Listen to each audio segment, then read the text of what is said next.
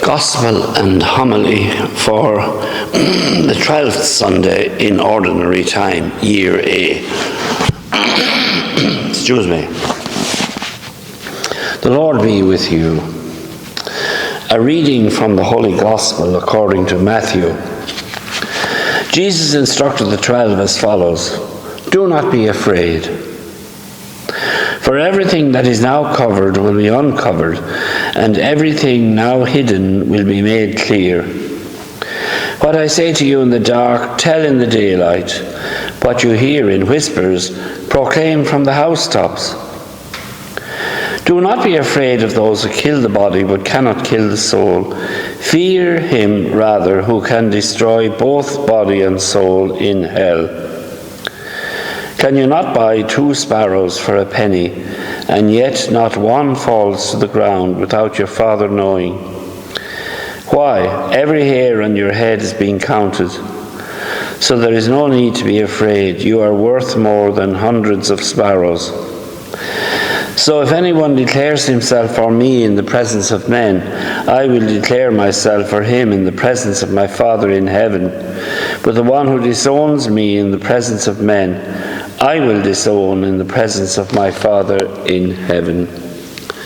The Gospel of the Lord.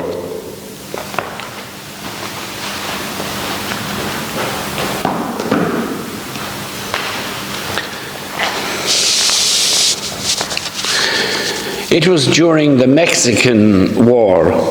Henry Thoreau, the renowned writer, vehemently opposed the war because he believed it was an attempt to expand slave-holding territories. He refused to pay taxes because the money was going towards this. He ended up in jail rather than pay the taxes.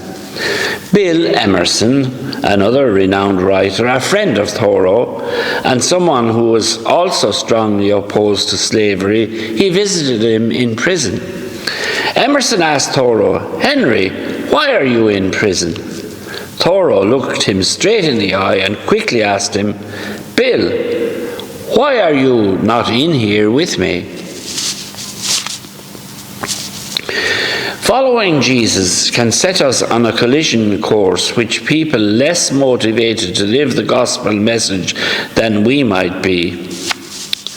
We saw last year where one politician stepped down as party leader because the party's manifesto on certain pivotal moral issues ran counter to his Christian beliefs.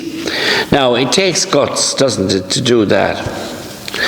St. Thomas More, whose feast we celebrated last week, he wasn't afraid to confront King Henry over his illicit marriage. Jeremiah, cited in the first reading today, often preached in words which made his listeners feel ill at ease with themselves.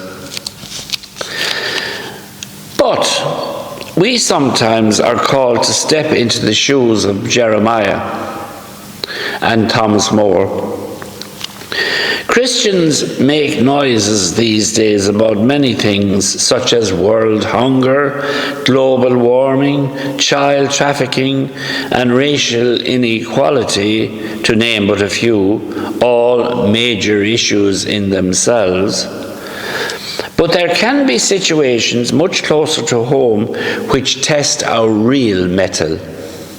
For instance, if we feel that children are being taught about relationships, education, and other personal issues at too tender an age, would we be prepared to kindly tell the people pushing this agenda about our disquiet, or would we just keep quiet about it?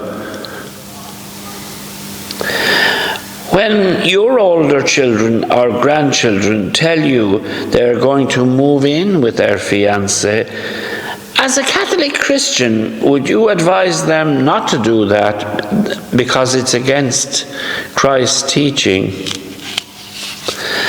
Now, when a person's good name is being dented in conversation, would we intervene?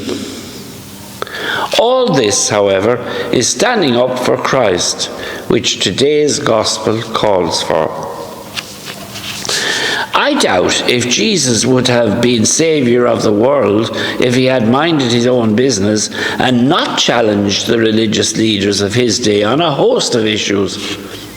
At his mock trial, they accused him of being a troublemaker, but that was only with people who shut their ears to his message and refused to change.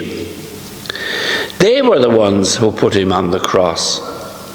Only a handful stood by him at the foot of the cross. The centurion, a complete outsider, he was one of them. He was heard to say, "In truth, this man was a son of God." He could have kept his opinions to himself and said nothing. Let us remember today St. John Paul II's words to the young people before he died in 2005.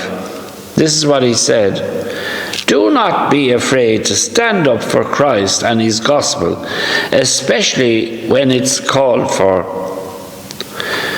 We could disown him by our thoughts, our words, our deeds, and even by our silence.